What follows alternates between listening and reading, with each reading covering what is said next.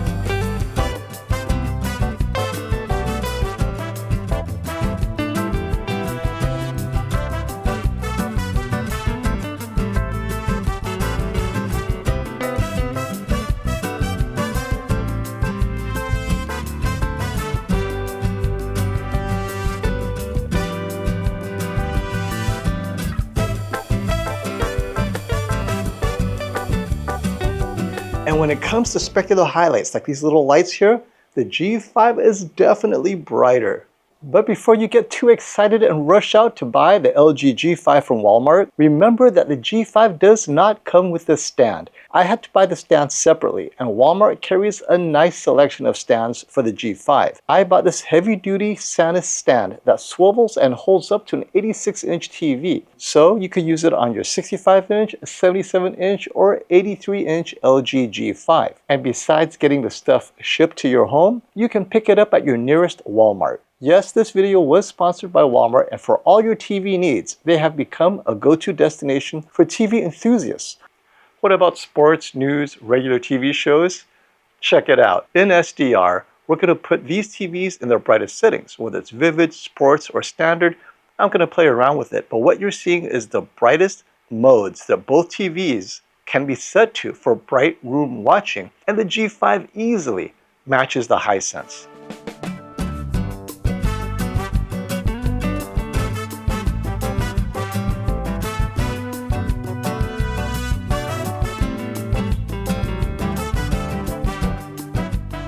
Yeah, you can forget about those window measurements when it comes to real content. Everything goes out the window. But ultimately, the G5 does not hold back, and you're not shortchanging yourself on brightness if you choose to get the G5 OLED over an equivalent or more expensive mini LED TV. But brightness isn't everything. This is where the LG G5 pulls away from the U8Q. Well, it pulls away from all LCD mini LED TVs, frankly, and that's off-angle viewing. About 35 degrees off axis. Notice how the G5 holds color and contrast off axis better.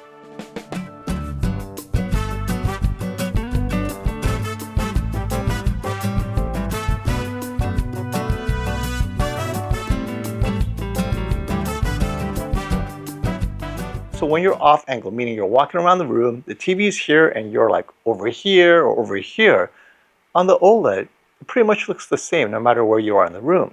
But on a mini LED TV like the Hisense U8Q or any other mini LED TV, you're going to lose a little bit of color and a little bit of contrast. But it's not all about brightness. It's about your bright room. Ambient lighting. It creates glare, especially in a dark scene. So we're going to compare the anti-glare coating, the anti-reflective coating of the G5 versus the Hisense so you can see the slight differences between the two. As you can see, the reflection handling is a little bit better on the G5. It mutes the reflection more effectively than the Hisense U8Q. Again, this is only an issue with darker scenes in a bright room. In the bright scenes like sports or TV shows where there's no dark scenes, not an issue at all. But it's not all perfect with the G5. There is something where the U8Q handily beats the LG G5, and that's the remote control, right? This is the Hisense U8Q's remote. Nice, premium, it feels metallic, backlit, has an input button. The G5's Magic Remote no longer has an input button, not backlit. It may not be the reason you buy the Hisense over the G5, but it's something I'm throwing out there. More for the G5 to improve the remote if they're going to charge this premium price. But for me, the worst thing about this remote is that slippery cursor where you're pointing and that cursor points everywhere. It's distracting. It takes me longer than I need to get the settings I want. So you can go on Walmart and order a traditional old school LG remote for less than $10, which I did. And I'll be using this remote for all my TV reviews when it comes to LGs because I do not like this magic finger remote at all. Obviously, the G5 is significantly more expensive than the Hisense U8Q. It goes beyond brightness. What are you paying for when you pay that much? So we know brightness is there. Then you have the 5-year panel warranty, which exceeds any panel warranty from any manufacturer. It covers burn-in. So I think that's a huge plus and adds to the premium. And its anti-glare coating, arguably the best among semi-gloss, glossy TVs.